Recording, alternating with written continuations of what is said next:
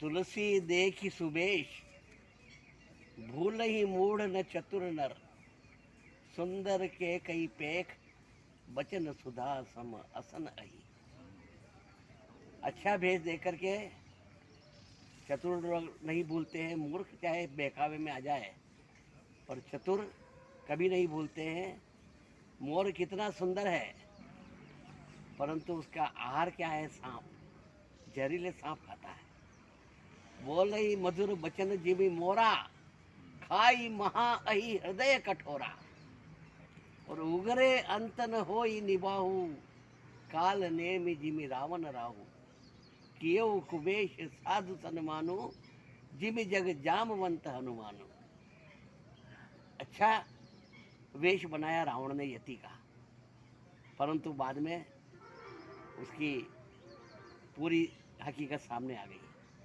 राहु ने अमृत पान करने के लिए देवताओं के बीच में बैठ करके देवताओं का वेश बना दिया, परंतु उसे राहु और केतु दो भाग में बंटना पड़ा।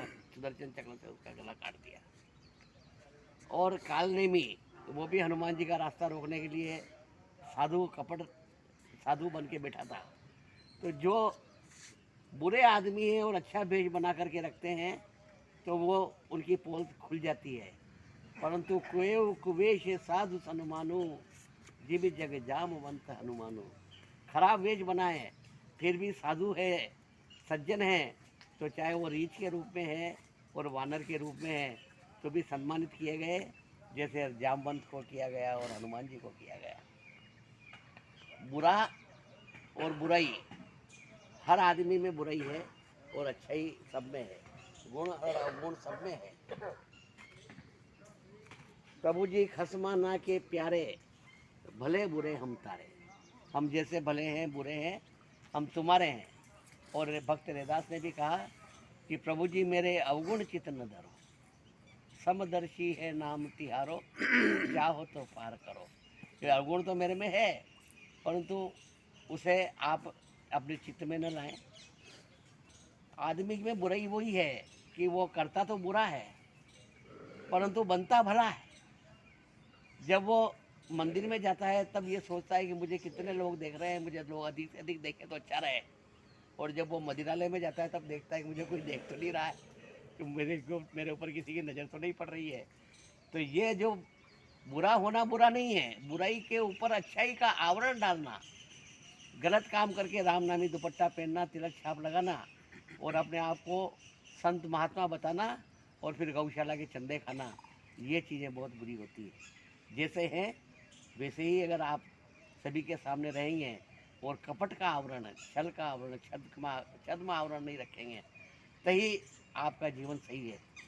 एक बहुत बड़े संत थे, उनका आश्रम था, कई शिष्य उनके थे और सभी शिष्य, उनमें एक शिष्य ऐसा भी था जो मदिरा प्रेमी था, शराब पीता था। और गुरु को उसके बारे में पता था कि ये शराब पीता है, क्योंकि उसने गुरु से छिपाया नहीं कि ये मेरे में अवगुण है।